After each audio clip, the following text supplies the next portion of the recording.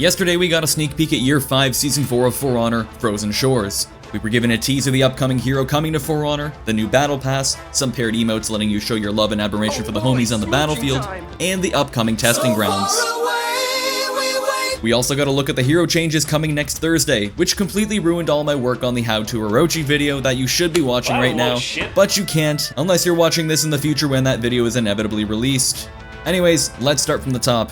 The teaser trailer for the new hero.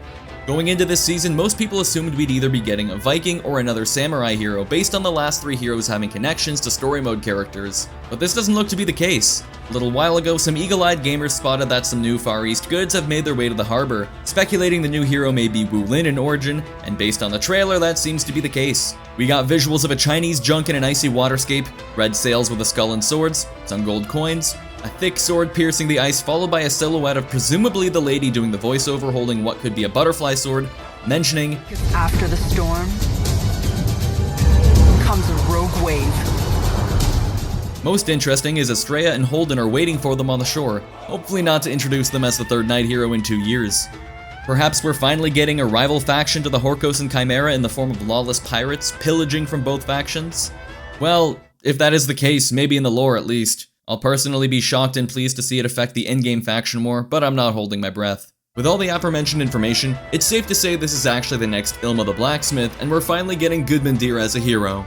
Seriously, speculation spectacles on, it seems they're taking inspiration from one of, if not the most notorious and successful pirates in history, the pirate queen, Qingxi. And one of the biggest fleets in the Confederation she commanded was the Red Flag Fleet. Personally, I've always been against pirates as a separate faction in For Honor, simply because I was afraid of one of them using a gun, and ranged attacks worked so well with Shinobi. But I actually don't hate this. Maybe now we'll also get that Y5S4 gun execution that was teased so long ago. Plus, now I can use this song for a video, and I call dibs.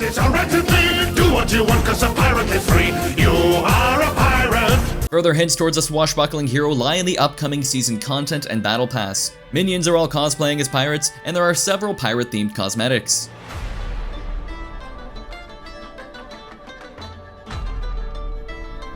Interestingly, the frozen pirate skull seems to have the Assassin's Creed symbol on it, and even more interestingly, Qingxi already influenced AC4 antagonist Jing Lang.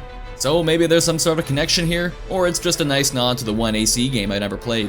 Please don't crucify me in the comments. Obviously, Yubi is hooked on the pirate theme, evident in the upcoming Battle Pass execution, signature, and weapon designs. I'm usually indifferent to most of the Battle Pass weapons, but damn, I'm actually really impressed, and I really like a lot of these.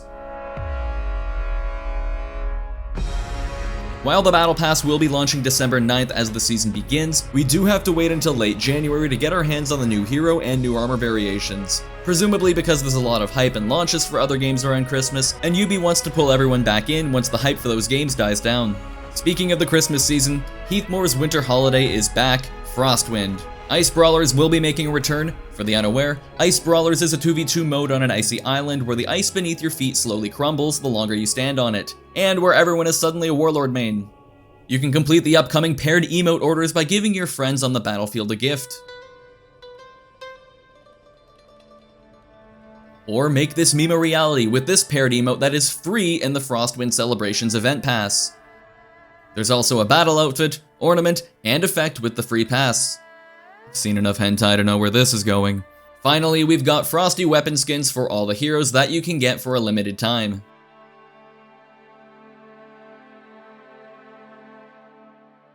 Also dropping Thursday the 9th is balance changes to Orochi, Raider, Shugoki, the Shinobi Rework, and adjustments to the feats Smoke Bomb, Slip Through, Short Tempered, and Ki. As I mentioned earlier, which is why I couldn't release How to Orochi now just to have it outdated in 6 days' time. The biggest complaint about New Roach was being able to cancel the recovery of a missed kick with a dodge, allowing them to deflect or dodge attack what is usually otherwise a guaranteed punish against bashes. Orochi can no longer dodge immediately after whiffing a kick. However, that option is still present on every other move, including their forward dash light, which is now going to be dodgeable.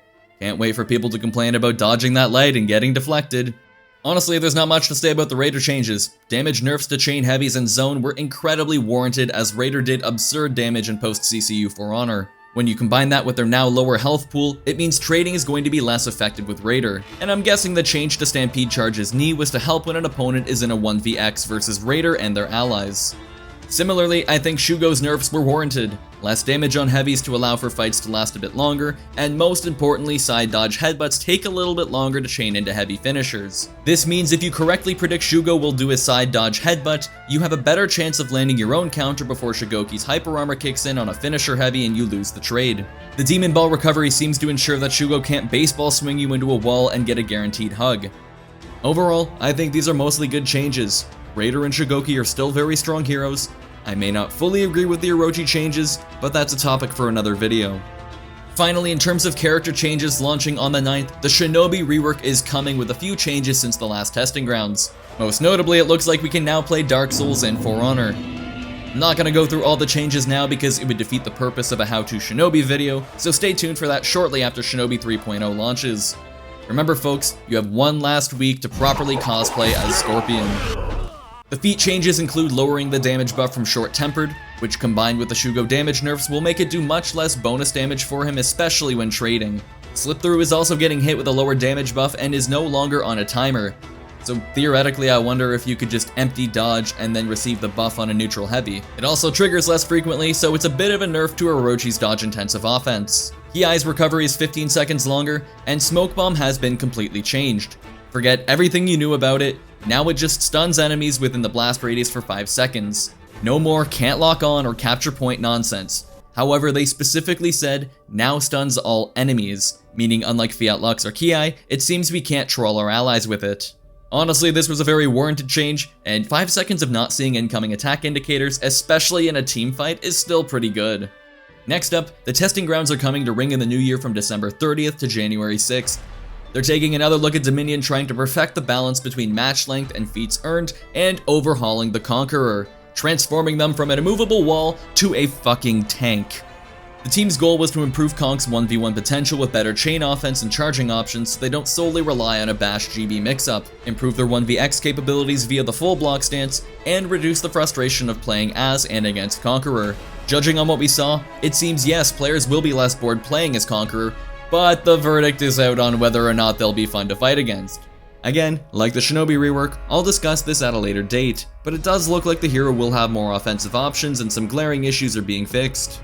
But for the love of God, some of these changes do not need to wait until the testing grounds, or even weeks after to make it to the live game.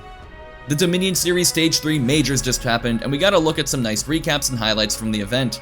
Stage 4 has a last chance qualifier on January 15th, 2022, with the 2021 Dominion Series Finals happening right before For Honor's birthday on February the 12th. After For Honor turns 5 years old, we'll celebrate with some Covenant games on the 17th, followed by a Blackfriars Riposte throwback event on March the 3rd. So yeah, that is everything from their hour and 44-minute livestream summed up in however long this video is. The wait before the new hero in testing grounds is a bit saddening, but at least it fills out the season, so there's not a sense of, now what, after they release. And again, I think it's just business sense that they're waiting until after Christmas season hype with other games to pull players back into For Honor. The How To Orochi and How To Shinobi videos will be up shortly after the season drops. Till then, you can come hang out with me over on Twitch where I play a variety of games like For Honor, or piss my pants while playing whatever horror game Flukerson tells me to play. As always, I'd like to thank you for watching, and of course extend a huge thank you to my Patreon supporters, whom without these videos wouldn't be possible, especially Shadow. Link to that is down below if you'd like to enable my coffee and Pop Funko addictions. What are you most looking forward to this season? What do you think about my theories with this new For Honor hero? Are yours the same? Are they different? Sound off in the comments down below. I'd really like to hear what you guys think. Have a good one. I will see you on the next video.